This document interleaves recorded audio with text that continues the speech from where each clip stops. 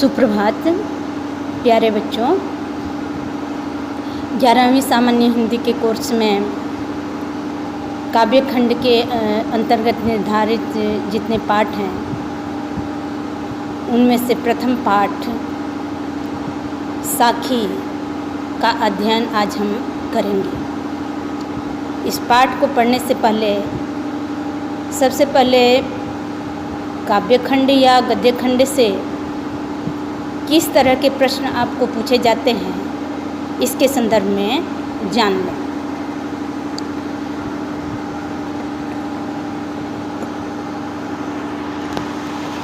प्यारे बच्चों, 10वीं में आपने जो पढ़ा था, जैसे भी हिंदी पढ़े होंगे, उससे थोड़ा अलग ढंग से प्रश्न पूछे जाते हैं इसमें इंटरमीडिएट में। जैसे कि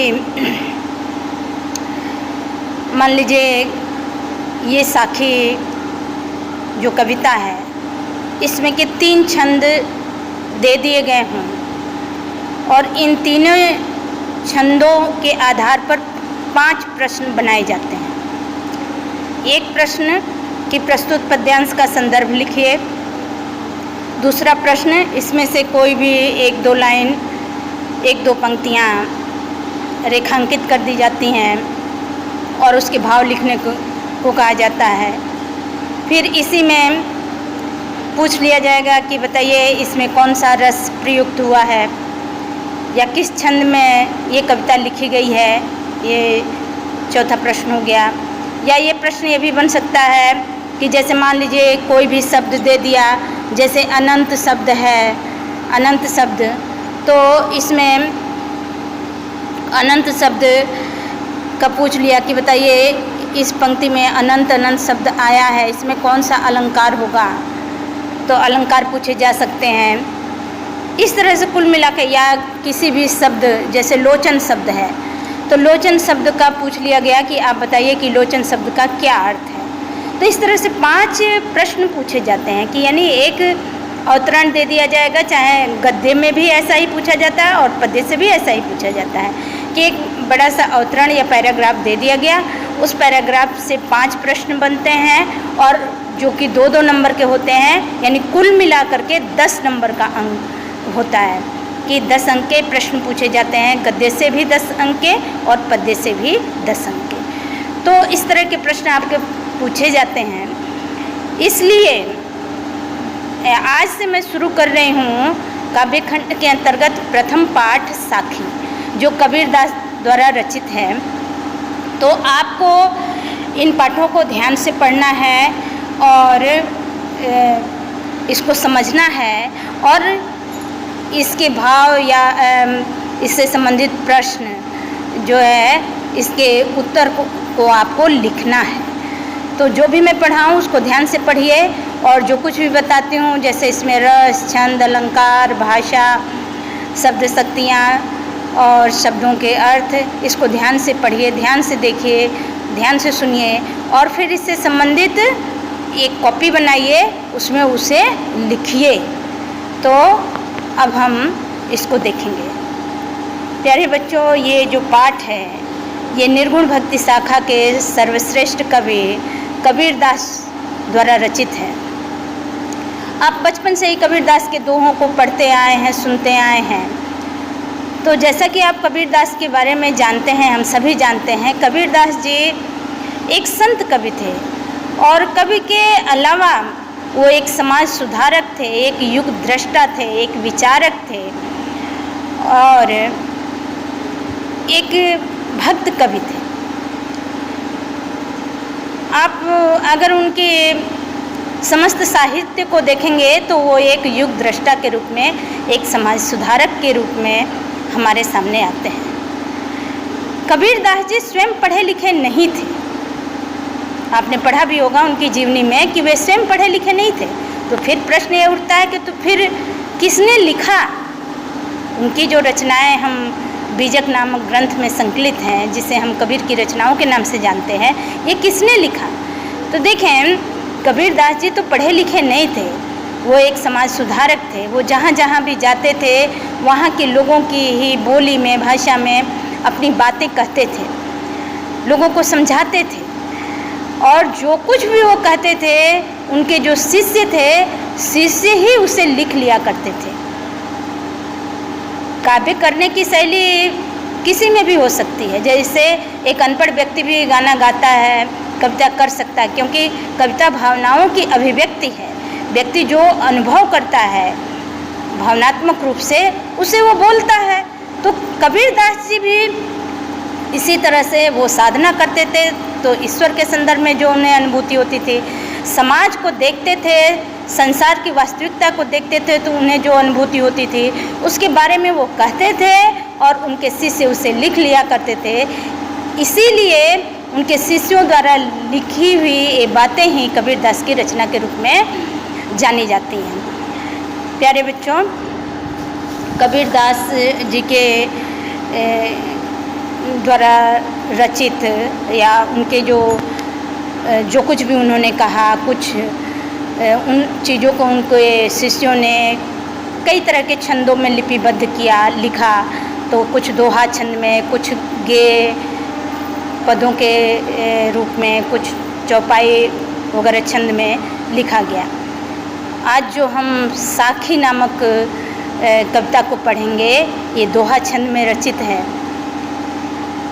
और इन साखियों में अनेक ढंग की बातें, यानी खास तौर पर गुरु के महत्व को दर्शाया गया है, ईश्वर के नाम के स्मरण की महिमा को दर्शाया गया है, संसार की जो नश्वरता है उसके बारे में दर्शाया गया है। आप जानते ही हैं कबीरदास बड़े फक्कड़ इंसान थे। उन्होंने जीवन और जगत को करीब से देखा, समझा और बिल्कुल बेबाकी के साथ उसके बारे में अपनी राय प्रकट की या अपने विचार प्रकट किए। समाज में जो आडंबर थे, जो पाखंड थे, उसका पुरजोर खंडन भी किया उन्होंने। इसलिए इन जो 21 दोहे हैं इन साखियों में, इन दोहों में इस तरह की ही बातें कही गई हैं। गुरु के महत्व को दर्शाया गया है, ईश्वर के महिमा को दर्शाया गया है, साधना संबंधी बातें भी हैं कि जब साधक ईश्वर की साधना करते करते साध्यमय हो जाता है तो उसका अपना अस्तित्व समाप्त हो जाता है और वो फिर जन्म मरण के बंधन से मुक्त हो जाता है। और एक महत्वपूर्ण बात कही है कि व्यक्ति को ज्ञान तब तक नहीं हो सकता, ईश्वर से साक्षात्कार तब तक नहीं हो सकता है जब तक कि उसके अंदर अहंकार है। जब वो अहंकार को त्यागेगा तभी वो ज्ञान की स्थिति को पाता है। तो इन साखियों में यही सारी बातें बताई गई हैं। अब हम इसे ध्यान से पढ़ेंगे। देखें, बलिहारी गुरु आपने द्योहाड़ी के बार, जिन मानस तै देवता करत न लागी बार।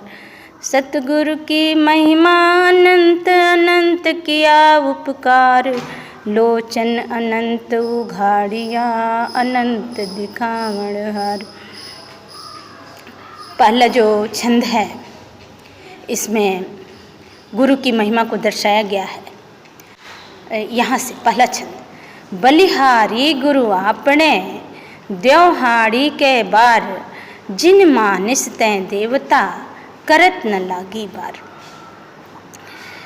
कबीरदास जी इस दोहे में गुरु के प्रति अपनी कृतज्ञता प्रकट करते हुए कहते हैं, गुरु की महिमा का वर्णन करते हुए कहते हैं कि मैं अपने सतगुरु पर स्वयं को बार बार न्यौछावर करता हूँ, या कितनी बार भी न्यौछावर करता हूँ, क्योंकि जिस सतगुरु ने मुझे जिन मानिस तै देवता करत न लागी बार, कि जिस सतगुरु ने मुझ सामान्य मनुष्य को सामान्य मनुष्य से देवता बनाने में तनिक भी देरी नहीं लगाई, उस सतगुरु पर मैं स्वयं को बार बार न्यौछावर करता हूँ। अब देखें इसका मूल आशय क्या है। कबीरदास कहना चाहते हैं जिन मानिस तै देवता से आशय है कि कबीरदास कहना चाहते हैं कि मैं अपने सतगुरु पर स्वयं को बार बार न्यौछावर करता हूँ। क्यों? क्योंकि मुझ जैसे सामान्य व्यक्ति के अंदर तमाम विकार हैं, काम, क्रोध, मद, मोह, लोभ, ऐसे जो सांसारिक विकार हैं, इन विकारों को सतगुरु ने दूर किया और सतगुरु ने अपने शिष्य को ज्ञान के माध्यम से आत्मबोध कराया। आत्मबोध करके शिष्य ज्ञान को प्राप्त किया।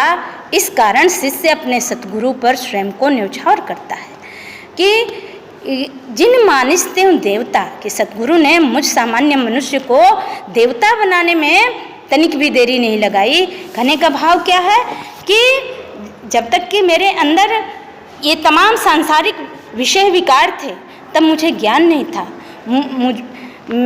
मुझे आत्मबोध नहीं था।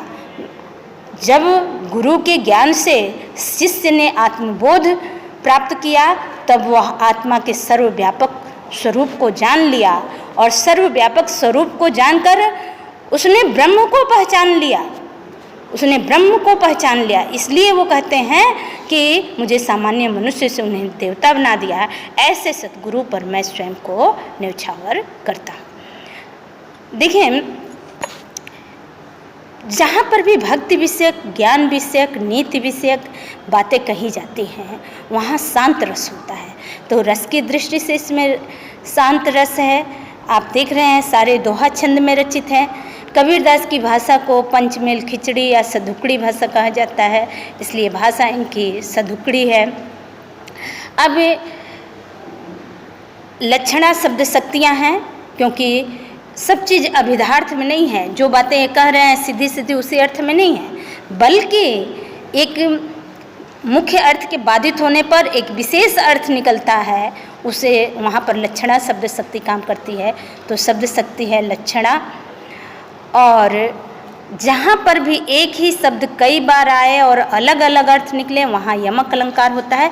तो आप देखेंगे यहाँ बार शब्द ऊपर की पंक्ति में भी आया है, नीचे की पंक्ति में भी आया है, और दोनों शब्दों का अलग अलग अर्थ है। पहले बार का अर्थ है यानी कितनी बार या कई बार, और दूसरे बार का अर्थ है देर, इसलिए यमक अलंकार है, अनुप्रास अलंकार है, लक्षणा शब्द शक्तियाँ हैं। अब नीचे की पंक्तियों का अर्थ देखेंगे दूसरे दोहे का। सतगुरु की महिमा अनंत अनंत किया उपकार, लोचन अनंत उघाड़ियाँ अनंत दिखावण हार। कहते हैं कबीरदास जी, इसमें भी गुरु की महिमा का वर्णन है कि मुझ पर मेरे सतगुरु की असीम कृपा है। महिमा अनंत, महिमा यानी कृपा, अनंत यानी असीम। अनंत किया उपकार, और उन्होंने असीम प्रकार से मेरा उपकार किया है कि लोचन अनंत उघाड़ियाँ अनंत दिखावण हार, कि सतगुरु ने मेरे नेत्रों पर जो अज्ञानता का आवरण पड़ा था, उस आवरण को हटा दिया और मुझे उस परब्रह्म से साक्षात्कार करा दिया, उस परमात्मा का दर्शन करा दिया। ये सतगुरु की महिमा अनंत अनंत किया उपकार। सतगुरु ने मुझ पर असीम कृपा किए हैं और अनंत प्रकार से उन्होंने मेरा उपकार किया है कि मेरे नेत्रों पर जो अज्ञानता का आवरण पड़ा हुआ था, यानी जब तक कि साधक सांसारिक विषय विकारों में लिपटा है, तब तक उसे ब्रह्म ज्ञान प्राप्त नहीं होता। और जब गुरु की कृपा होती है, गुरु जब उसे ज्ञान देता है, तो वह आत्म साक्षात्कार करता है। आत्म साक्षात्कार के बाद वह अब आत्मा और परमात्मा के स्वरूप को समझ लेता है। परमात्मा शाश्वत है और जीवात्मा भी उसी का अंश है। इसलिए जब साधक इस बात को समझ लेता है, तो वह परमात्मा में स्वयं को साधना करके विलीन कर लेता है और वो ब्रह्ममय हो जाता है, उसका अपना अस्तित्व मिट जाता है, और इस तरह से वह इस संसार में रहते हुए भी सांसारिकता से मुक्ति पा लेता है। तो इसीलिए कह रहे हैं कि मेरे नेत्रों पर जो अज्ञानता का आवरण पड़ा था, सांसारिक विषय विकारों का आवरण पड़ा था, उस आवरण को हटा दिया और मुझे उस पर ब्रह्म के दर्शन करा दिए। तो इसलिए सतगुरु की मुझ पर असीम कृपा है। रस इसमें भी वही शांत रस, वही पहले जैसा छंद, वही भाषा सदुकड़ी और लक्षणा शब्द शक्तियाँ। यहाँ पर भी अनंत शब्द कई बार आया है। तो एक अनंत का अर्थ है असीम, एक अनंत का अर्थ है परमात्मा, इसलिए यमक अलंकार, अनुप्रास अलंकार। और अब आगे के छंदों को हम अगले वीडियो में पढ़ेंगे।